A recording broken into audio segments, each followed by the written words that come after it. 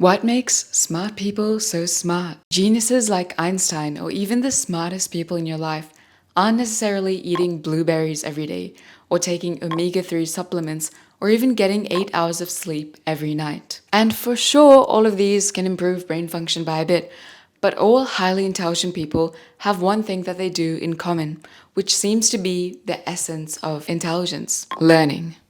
Highly intelligent people aren't just smart because of their genes, but it's also because they put the effort to actively train their brains every day. It's nature and nurture. In the book Thinking Fast and Slow by Daniel Kahneman, he talks about two systems that our mind uses to think.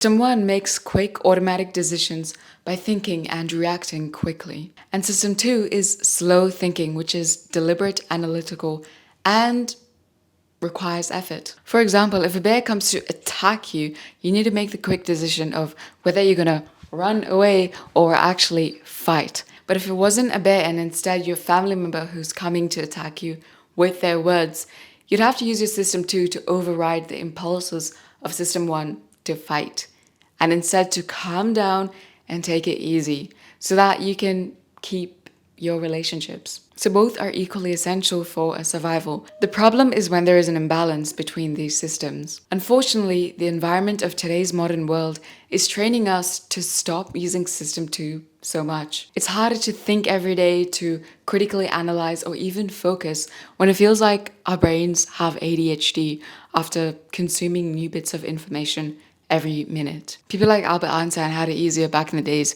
It was easier to engage their system 2s because they didn't have so many distractions.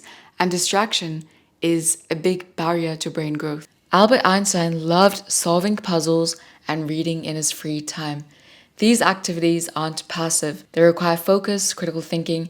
It engages your brain and leads to brain growth because it creates and strengthens neural connections. Reading, especially nonfiction books. Try to choose books that challenge your thinking. Writing, journaling, and self-reflection helps clarify your thoughts and works your brain. Language learning.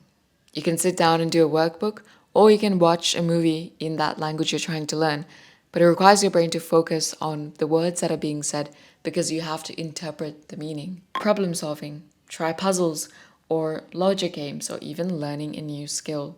But in the modern world, these activities seem a bit outdated. Not everyone wants to learn or do those activities because it seems kind of boring.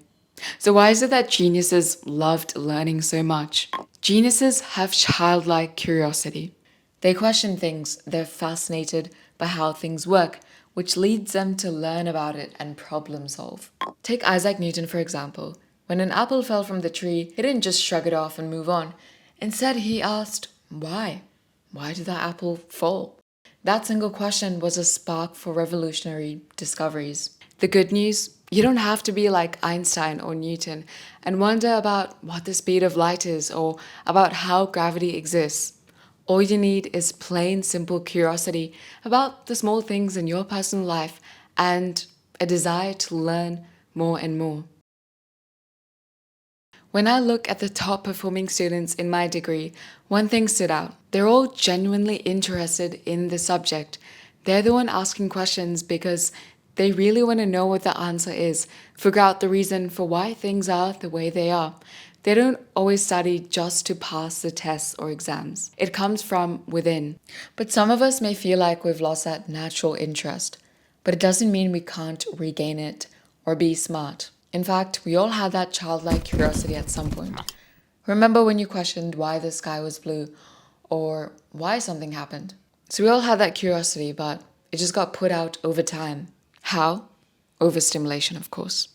You're probably overstimulated right now by eating junk food, sugar, consuming social media too much, which means that your baseline dopamine level is too high. You need so much stimulation to actually feel entertained, and it's harder for you to find joy in slower System 2 activities that actually contribute to brain growth. The cure is to reduce overstimulation. I'm not going to yap about it, but you just need to reduce scrolling, stop eating highly processed foods, sugar, and you'll find these things more enjoyable.